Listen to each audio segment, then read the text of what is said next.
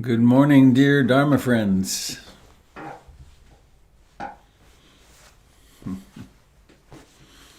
Live long and prosper.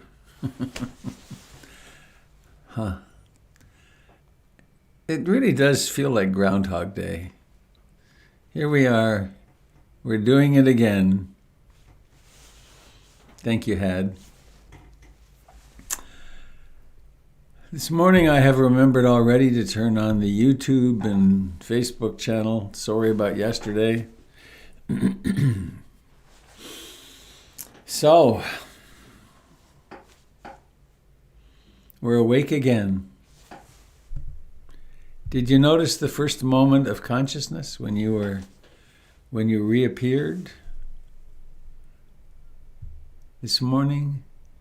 Gone for all those hours in the night, and then boom. How does that happen? How do you make that happen? I certainly don't make it happen for me. Strange stuff, this consciousness. So it's the 15th of October. Soon we'll have an election. Terrifying, hopeful, weird. So I'm Robert Beatty. I'm coming to you from Portland, Oregon. Beautiful suburban Oregon. From my backyard in the Buddha Broadcasting Network little house, tiny house. So I have a poem for you. Came yesterday from Kat. Hi, Kat, wherever you are.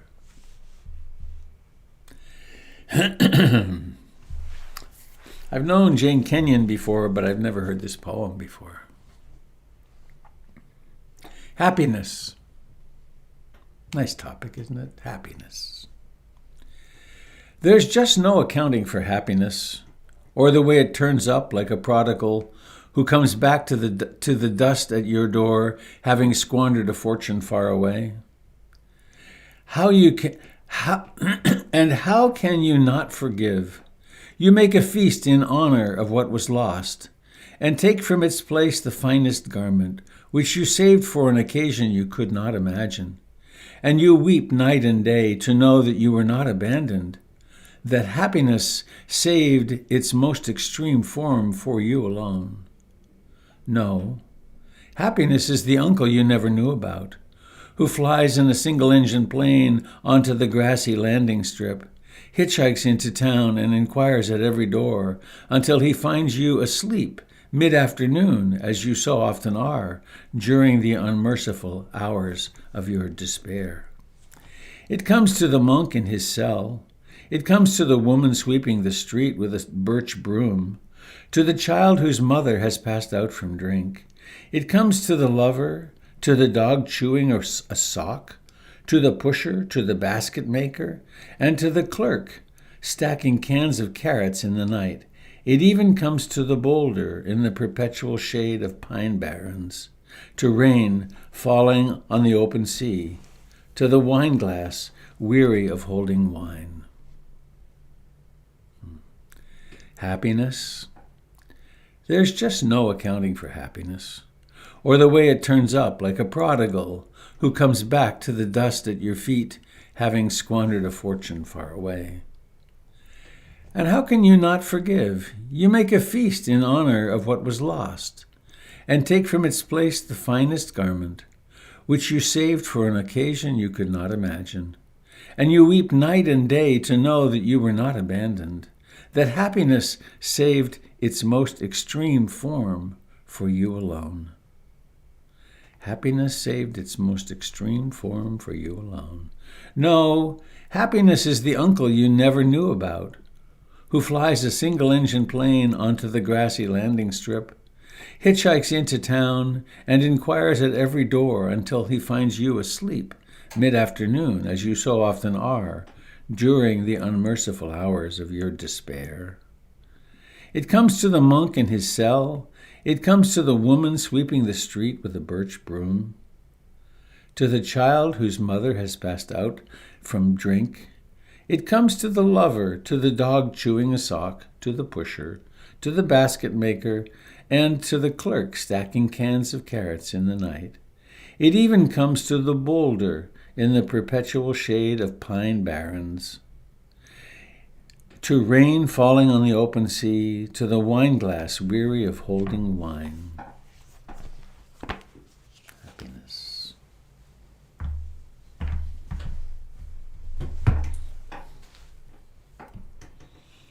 Reminds me of the book that I wrote with Laura Musicensky,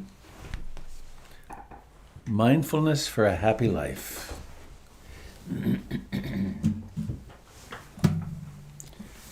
Refuge for a Happy Life. In this world of absolute, remarkable instability and change and unpredictability, in what can we possibly take refuge?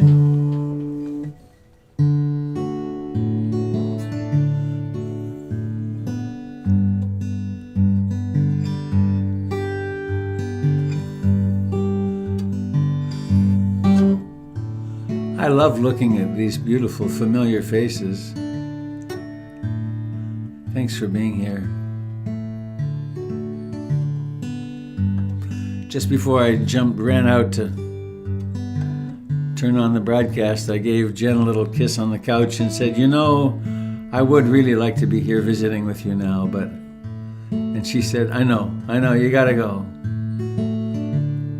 So here we are. I take refuge in the Buddha, the one who shows me the way in this life. Namo Buddhaya, Namo Buddhaya, Namo Buddhaya.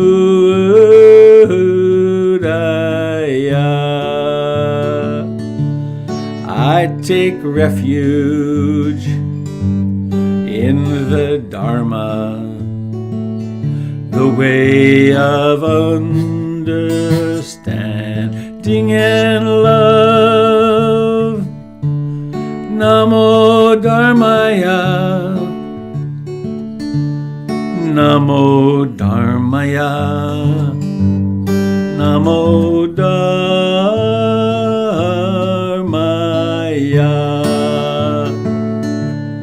I take refuge in the Sangha, the community of mindful harmony. Namo Sanghaya, Namo Sanghaya, Namo Sanghaya.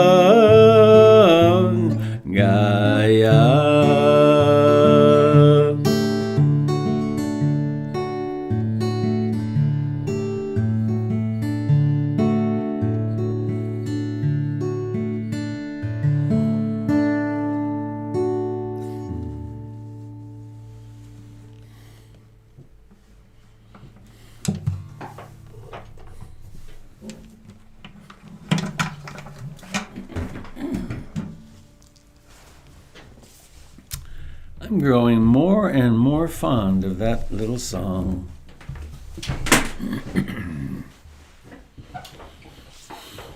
And what it means, I take refuge in being awake. I take refuge in the capacity of knowing what's happening.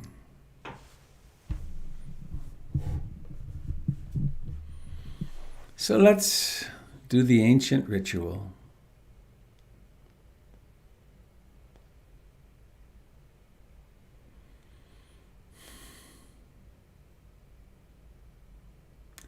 Let's stop, let's land,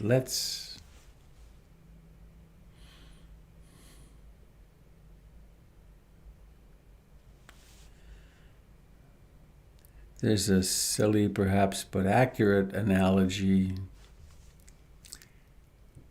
If you want to work on the operating system of your computer, you shut down all the programs, all the doing. in order to look inward at how the system runs.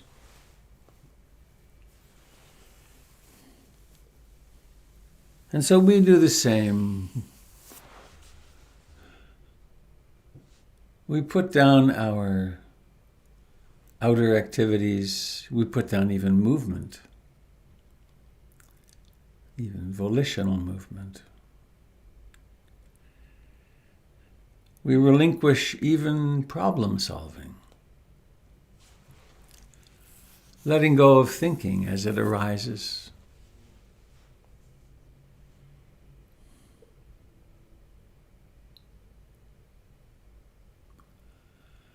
And we land in this precious, one-of-a-kind body.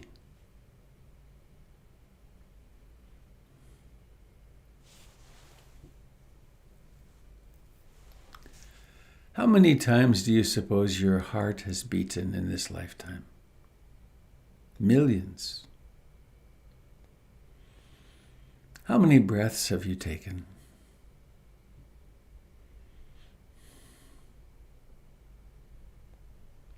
How many people's lives have touched yours and yours them?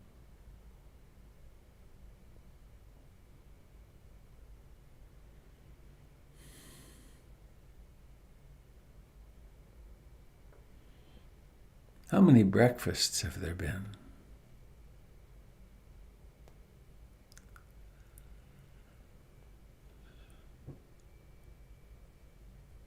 And so we can be grateful of the dependability, the durability of this body.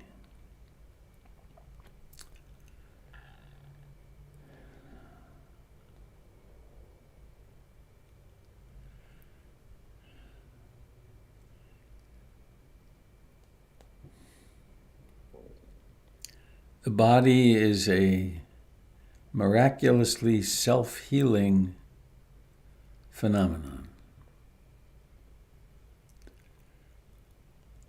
And the same is true for the mind.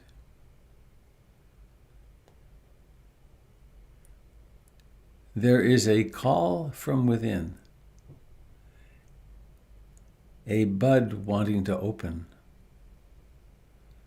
a seed wanting to crack and grow, which is awakening.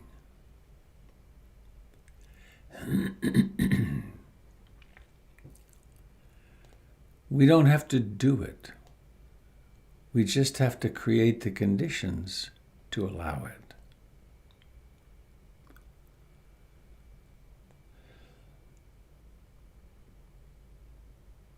And so we sit comfortably upright.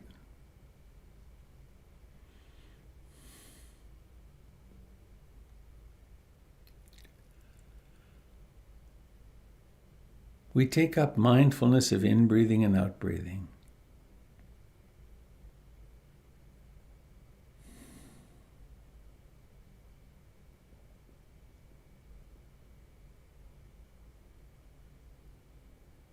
We connect intimately with the beginning of the breath, the middle of the breath, the end of the breath.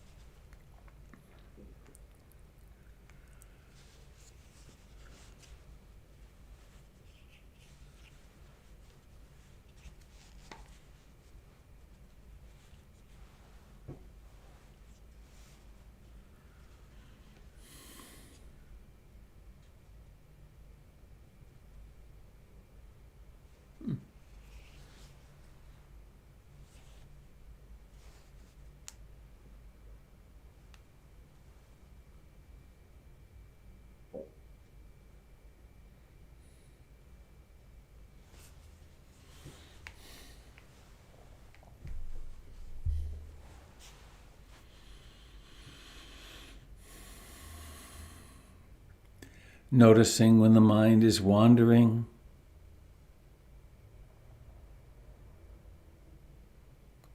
returning kindly, gently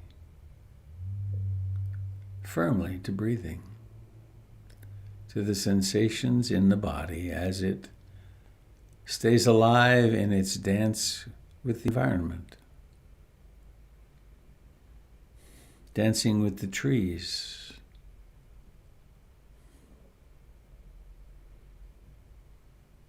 sharing gases with all beings.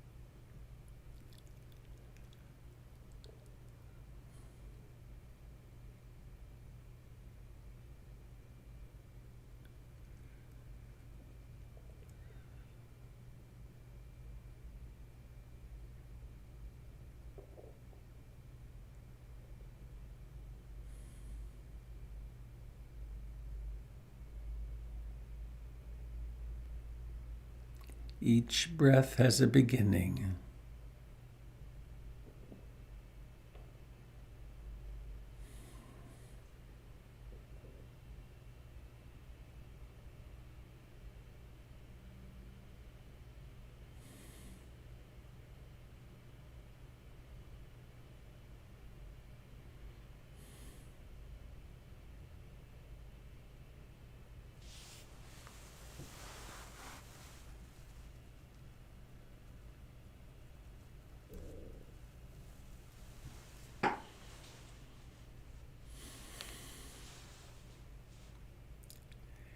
Each thought has a beginning. Each memory has a beginning.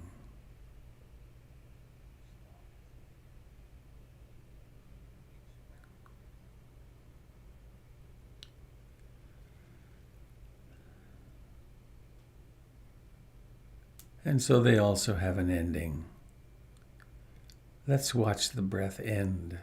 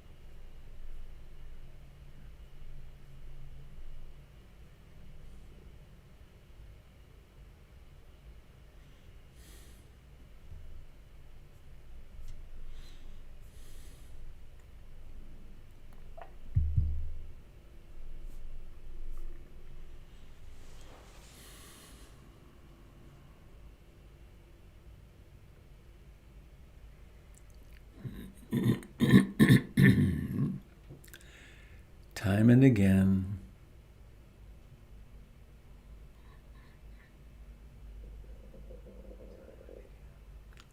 there is awakening from various trance states.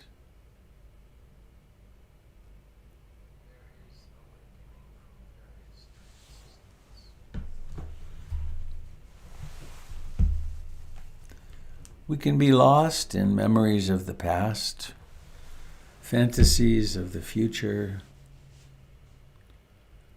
We can be captured by desire, by wanting.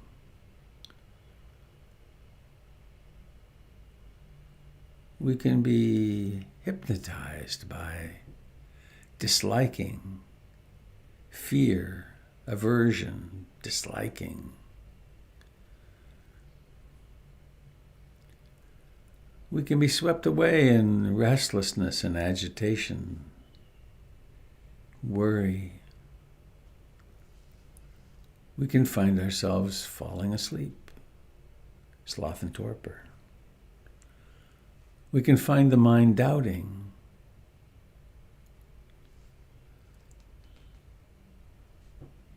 These are all colors in the mind's palette of preoccupations. Most of them necessary at some point for our survival, but now sometimes redundant, outdated.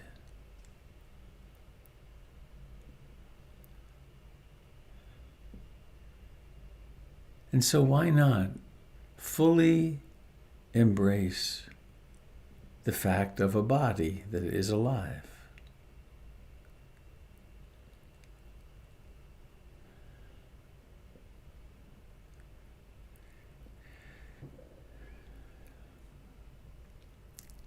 Sometimes it will be an exercise. Sometimes it'll be quite a difficult exercise.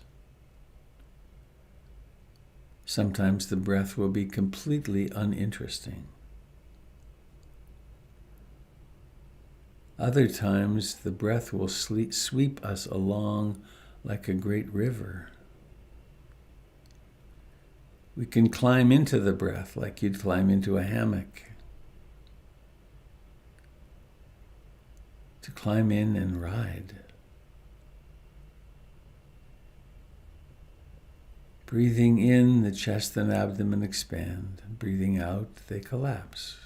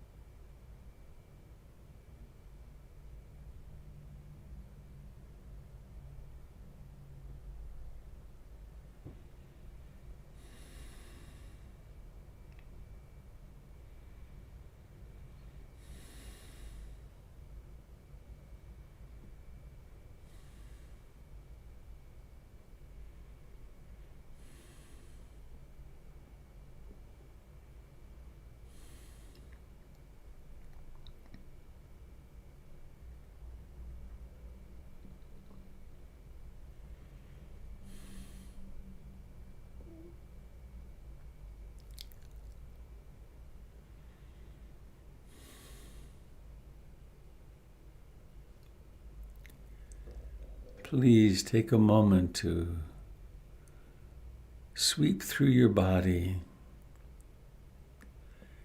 Is there anywhere that muscles are being held tight to meditate?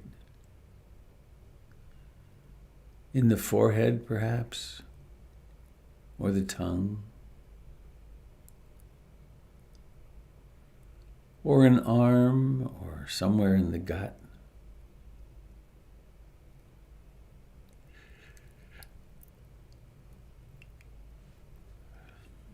Awakeness doesn't rely upon tension, nor does concentration.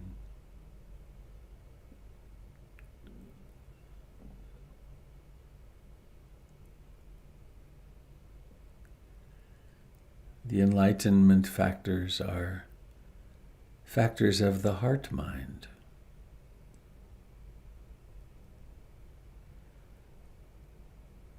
Effortlessly awake.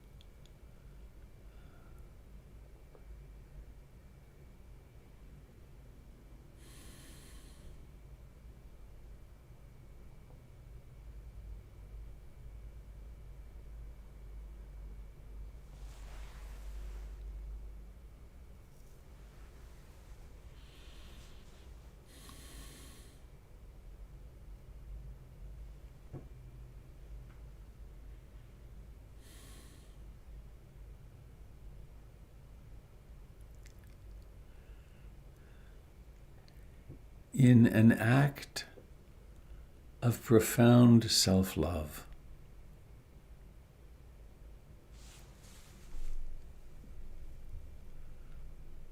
sitting here,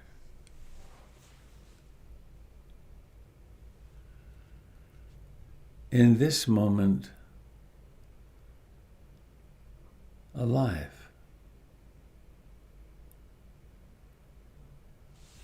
Awake to aliveness.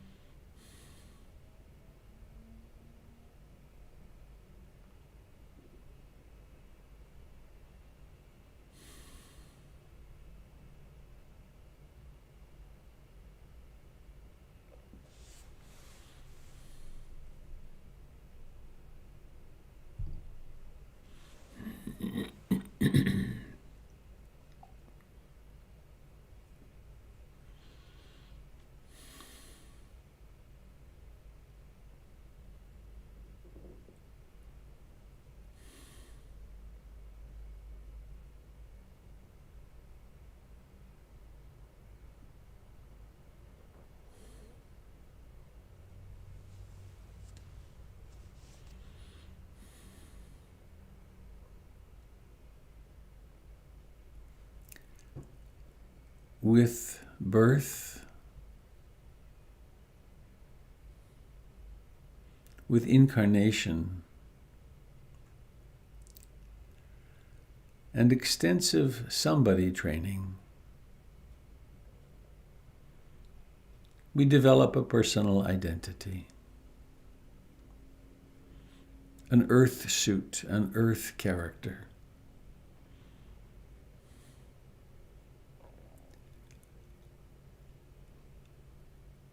And somehow or another, some would say by karma vipaka, we are assigned roles. This is who I am. This is what I do.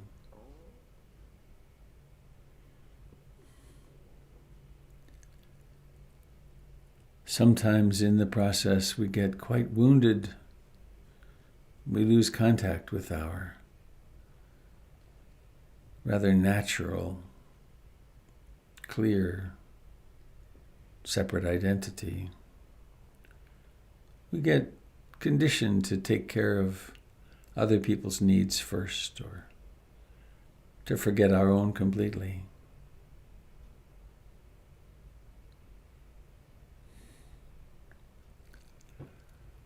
And so the process of awakening to love begins with ourselves.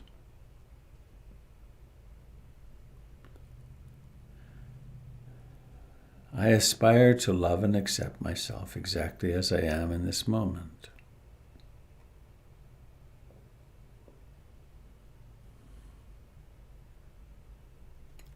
Opening our hearts to ourselves.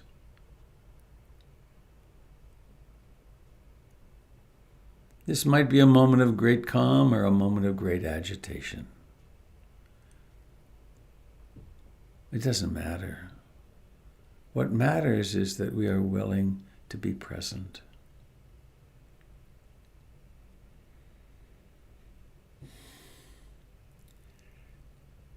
Being present time and again with the habit, the trance of anxiety.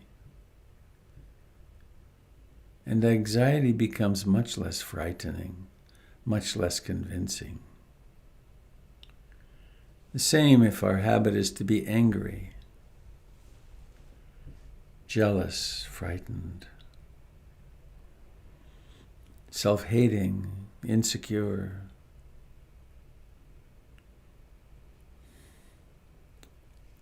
We bring to it the light, the heart of mindfulness.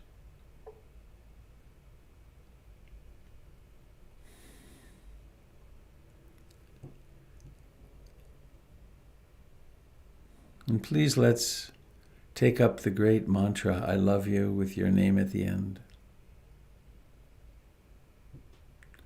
And on the in-breath, sing that internal incantation.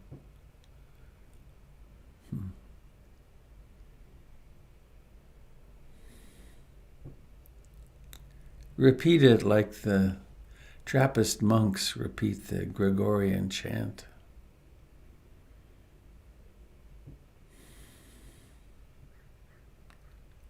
I love you with your name at the end.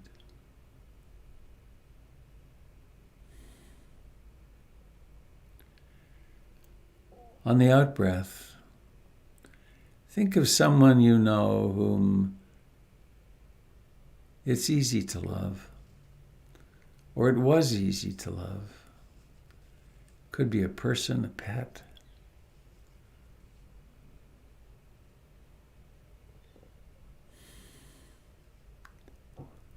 And say that same magic incantation, but with their name at the end.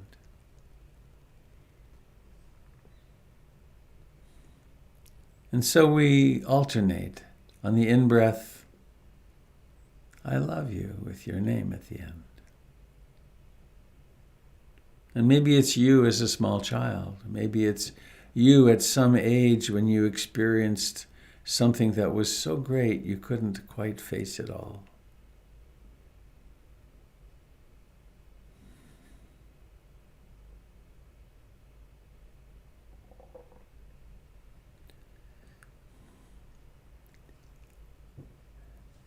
And so we connect with energies which are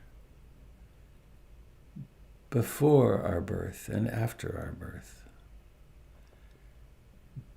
before our personality and after our personality.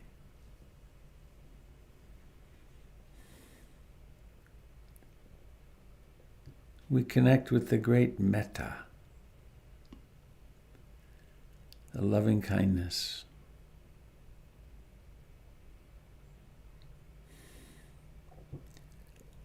For some people, the words and visualizations are very effective. For others, it's just drop into feeling the aliveness of your body. Perhaps imagine love washing through as a warm bath.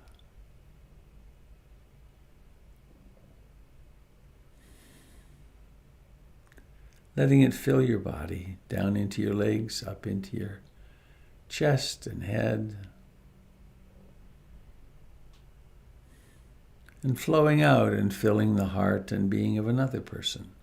Pick someone new, wish them well.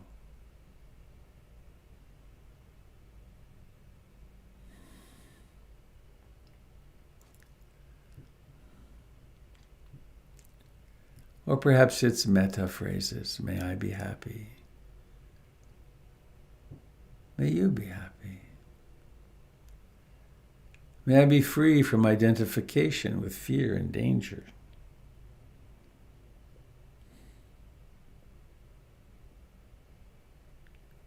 May my family be free from fear and danger. And let your own intuition, your own words fill you. And flow out into the world. There's a personal component and also a transpersonal component. Connecting with that love within us, around us, which is infinitely vast.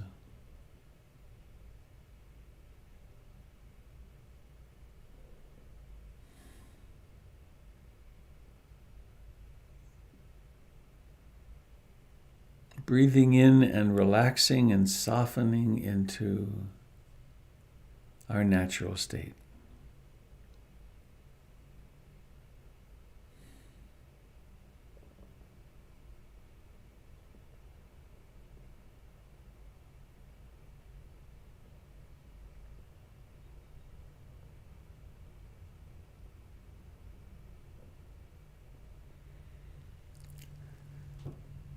And let us now look forward to the day. In a few minutes, we'll be rising from this seat. Do you know what your plans are for today? What the intended itinerary is? Imagine yourself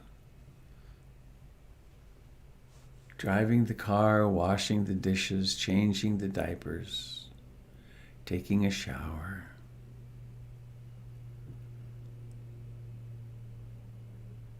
With great ease and love. When you find yourself rushing, stop and breathe for a moment. Have mercy on yourself.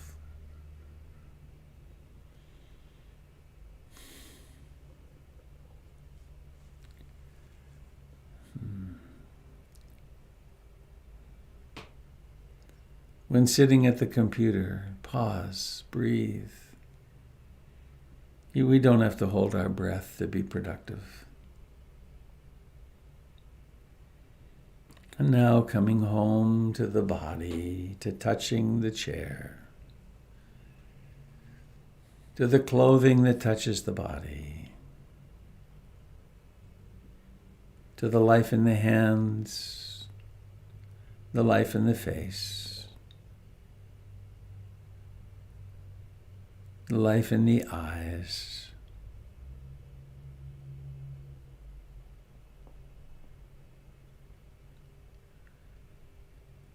I always like to roll my eyes around a bit inside their beautiful, smooth, lubricated sockets.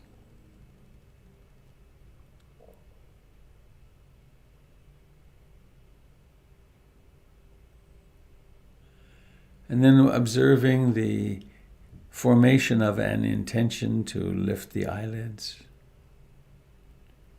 And then letting the eyelids open. Make the effort of that. Notice the onset of light, of shapes, of color and form.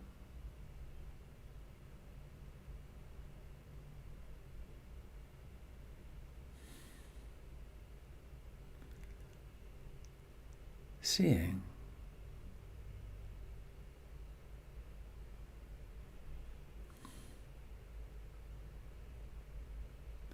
Seeing and knowing it. Seeing and perhaps recognizing the representations of persons.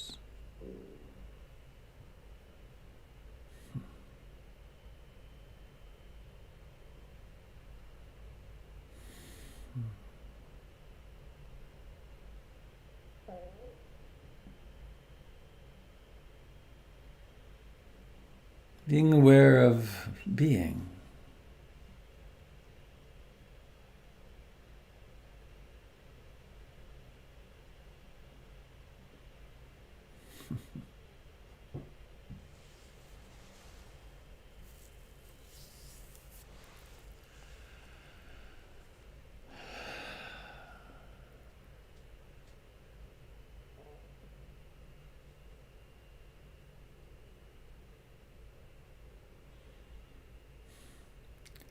There's a nagging thought right now. Do the announcements. But they seem so discontinuous. Do the announcements, be responsible. But they seem like an intrusion. But I will do the announcements. I have it set up, I think, to do a simple. Gregory and Molly do such a beautiful job on the digest. Here it is. The digest. October 12th to 18th. Tuesday, Doyle Banks, the master of NVC. This group is open to anyone who has a minimum of 16 hours of foundation level training. In other words, you know the difference between a feeling versus a thought, a need versus a strategy, an observation versus a judgment, and a request versus demand. Really know the difference. So that'd be a wonderful thing to do. There's this Saturday Qigong half day with Jim Dalton. Incidentally, if you don't receive this digest, go to the website and join the PIMC Connections email list. Then we have, isn't this a pretty picture? They do such a good job. Mary Stankiewicz on the 24th. The Paramis, a path of healing and a path of kindness. There's the lovely Mary. And then we have this is a link to all the online gatherings. And then there's a message from Gregory about Wednesdays, his class. And a message from Doug. And then a beautiful picture of, I think, geese. So there's the invitation.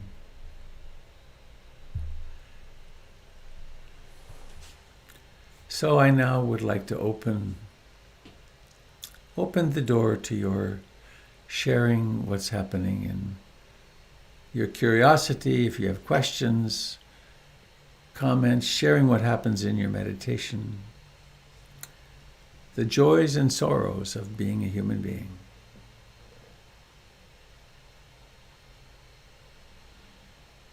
If you wish to speak, please press the unmute button. Unmute yourself and speak, and I'll try to find you.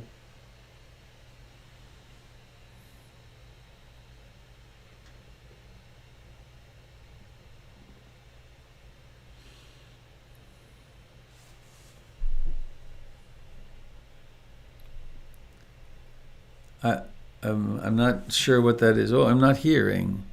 Just a minute, please. I think I'm muted. Hi, good morning, Robert. Good morning, Sangha. I'm here to share some anxiety that I'm with right now. I'm traveling tomorrow, and there's a lot of joy associated with my travel, but I'm also feeling a lot of anxiety about it because I'm going to be less able to control my environment. So I'm a little bit more nervous about the COVID situation and everything. But anyways, next time I speak to you all and see you all, I will be in Costa Rica if all goes as planned with my family. My daughter's about to have a baby, so I'm going to join her at her request. And basically, I guess what I'd like to ask is for your best wishes, everybody. Just send me your best wishes for my travels and this new experience that I'm going towards, which is a lot of unknown for me. So thank you. I just wish for your blessings, I guess, in a way, from everybody. And I'll hope to see you in a few days from Costa Rica. Travel well. Thank you.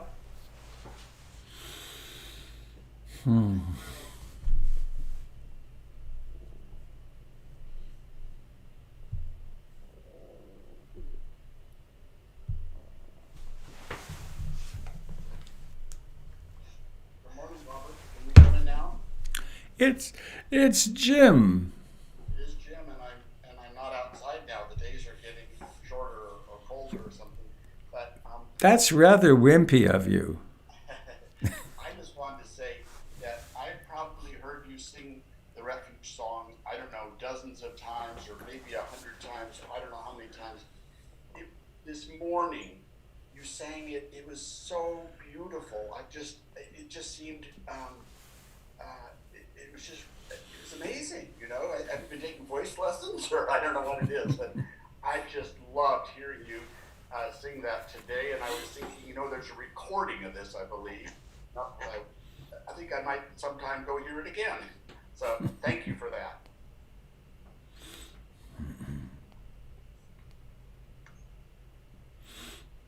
I actually have an observation of my own playing that and singing it, that the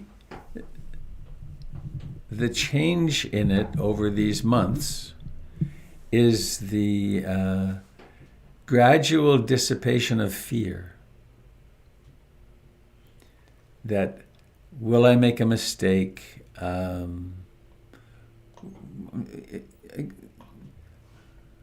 Here I am, people are watching, I should be, that deep anxiety about just being. And slowly that's been fading away. It's like, and you know, there's very frequently there's guitar mistakes and just, but it's not, it's the thing is, you know, so it's like I often tell people when we're doing rituals like a wedding or something, this isn't a performance, it's a ritual. And the task is to just be here and do what we do, and beauty comes out of that, I think. So thank you for sharing that with me, with us.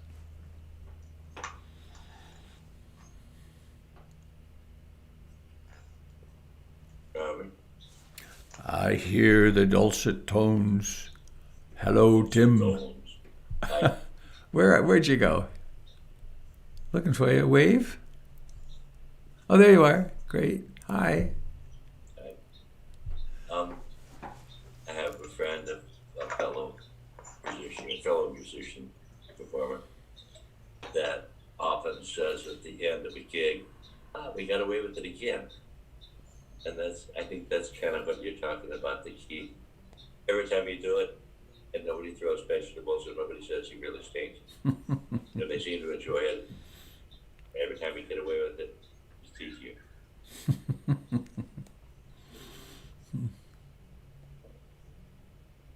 Thanks. Robert, it's Kat.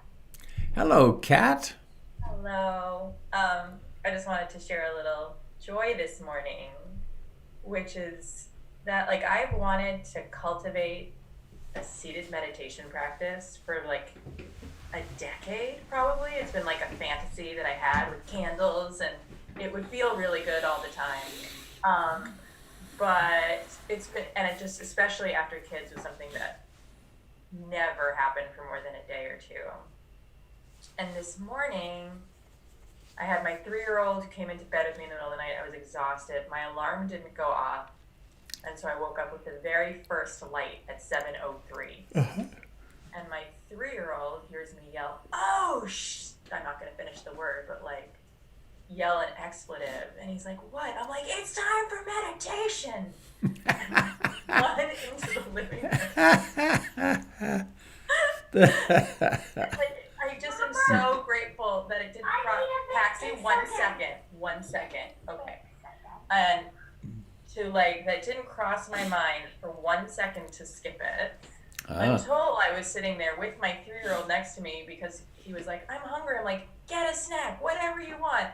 Until I was sitting there with my 3-year-old eating Doritos during meditation and hearing like the crunch of Doritos trying to focus on my breath. And I was like, I could have just missed it today. Like we could have just done that.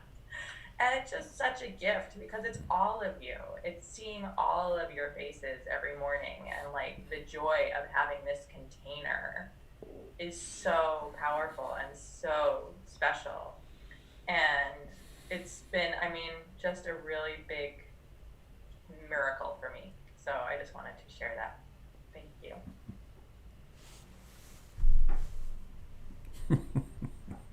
It's funny. It's funny. There's something incongruous about it. It's like I have to rush to get to meditation. But how nice that it's becoming really a part of your life. Yeah.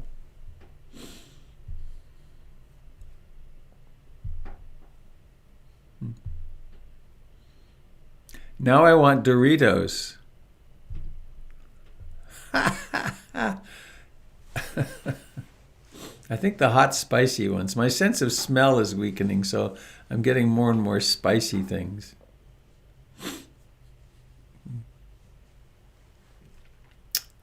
Anybody else sitting with something you'd like to share? Robert, it's Dave. Hello, Dave. On the issue of your singing, as you know, I'm a singer. I know. And You're an extraordinary singer.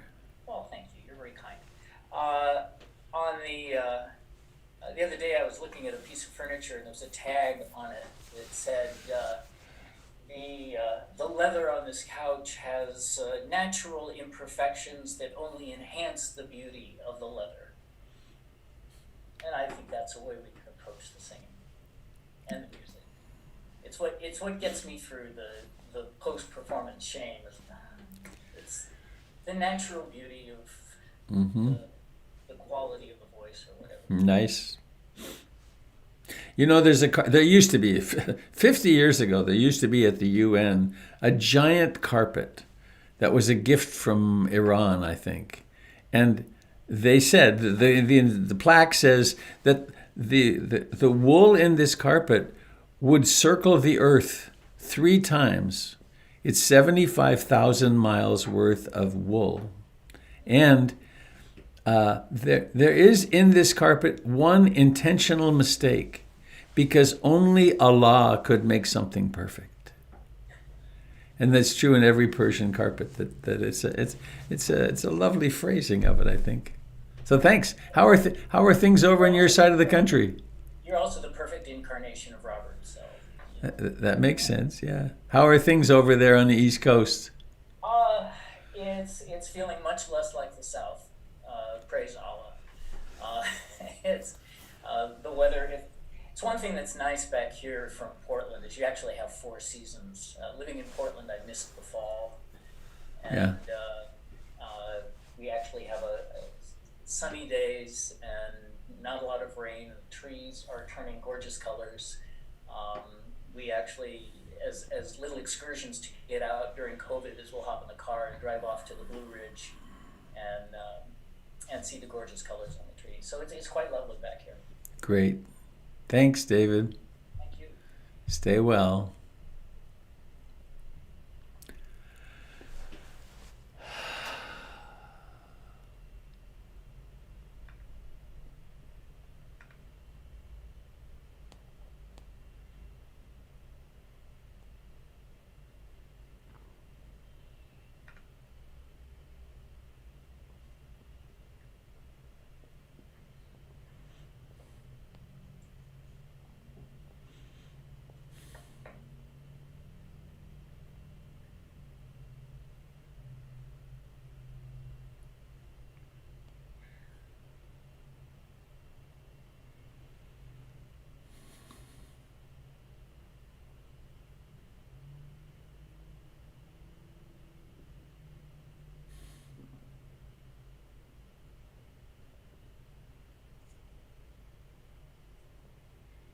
Robert, this is Had. Hi, Had. I want to share. I went to do our Eightfold Path class last night, which I was misinformed that it was not happening, and I stressed with not being able to get onto Zoom, and I relaxed for a second, and I was on YouTube also. And lo and behold, Ajahn Sona from Birken Monastery up in Canada, a fellow Canadian teacher who I love, was doing a live Q&A on YouTube. So I got to spend the next 2 hours hanging with Ajahn Sona. So my distress over the lack of class dissipated, evaporated. I got some extraordinary teaching. I want to share with everyone here that there's a wonderful YouTube channel. If you just search for Ajahn Sona, and it was just, he speaks with such clarity and wisdom, and I know you appreciate him also, and I met him here in Portland, and I want to share that he is an extraordinary teacher who's very clear in his speaking, and I want to recommend that people look at his YouTube channel. Thanks, Had. Yeah.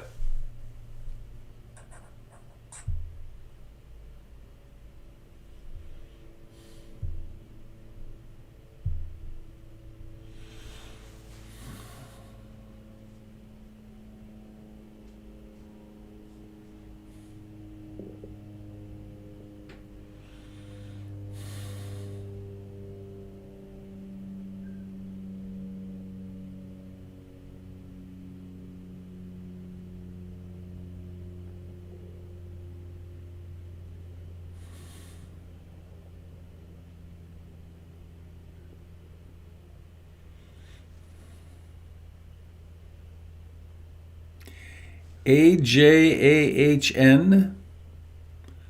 Sona, Ajahn Sona. But it's Ajahn. Sometimes Achaan, but usually Ajahn Sona. Sona, like it sounds. Nice fellow, wise.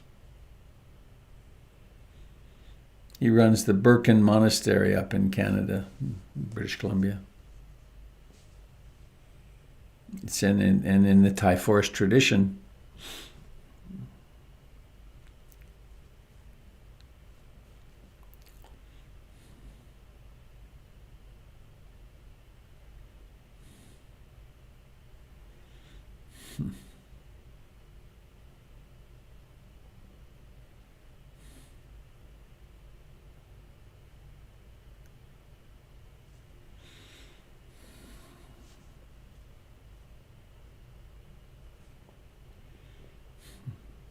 I'm experiencing the silence as particularly rich this morning for me. Which doesn't mean don't share. I'm just tickled by it.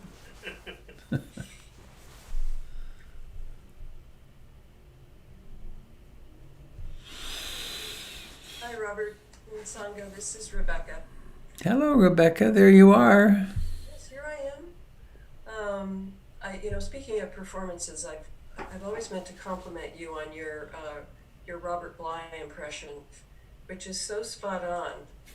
If they ever need someone to do an audiobook of his poems, since he's passed, I would choose you. 'Cause it's like hearing the man. It's so difficult on my throat, though. I can't. Yeah, you probably need some special care. And I just wanted to say I remembered that the Eightfold Path wasn't happening last night, but I had missed the one the previous week, so I watched the recording of it last night. And I just wanted to say how thankful I am that that is available and how much I enjoyed it. I kept wanting to interject something, but of course it wasn't live. So, but it was, it's a really wonderful class, and I so appreciate it, and all the sharings that were there last night. So, thank you, everyone. Mm-hmm.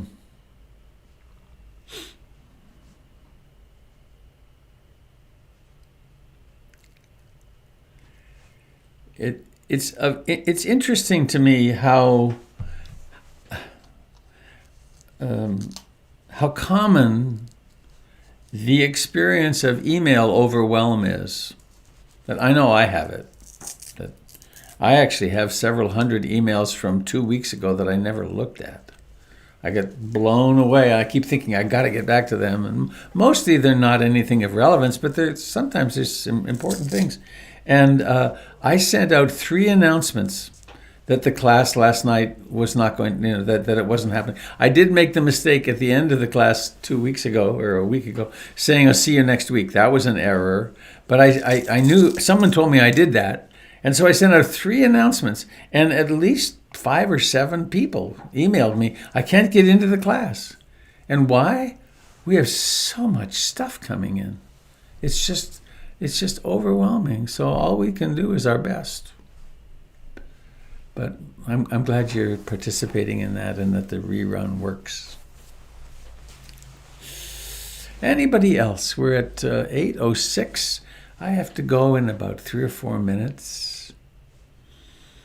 I'm having an outdoor breakfast with Doug Pullen this morning, one of the other PIMC teachers.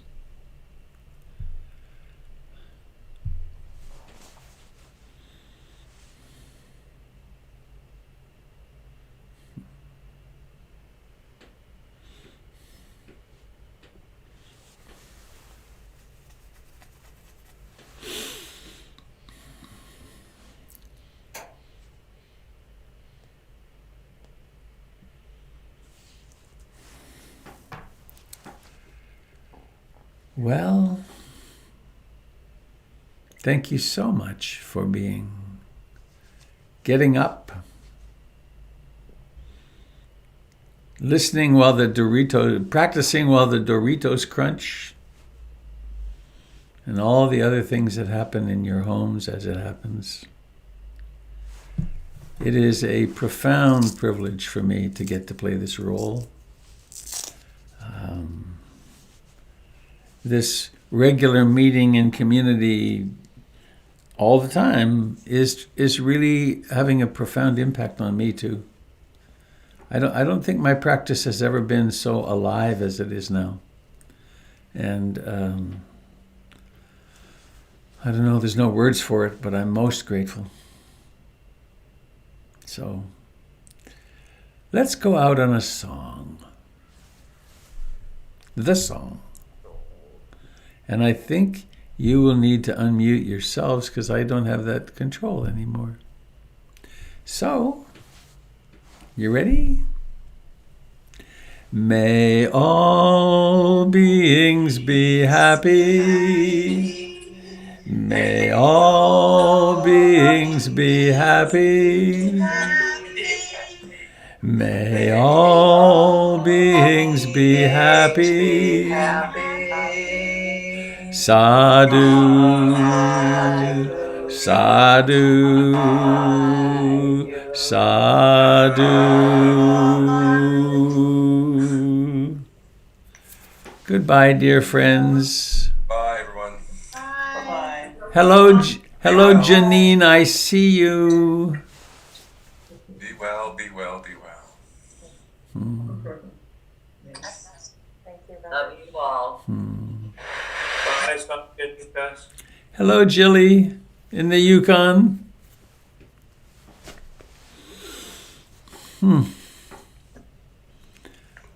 Have a good day, Robert. Thank you. I do my best. Thanks, everyone. Goodbye, Denise and Alicia.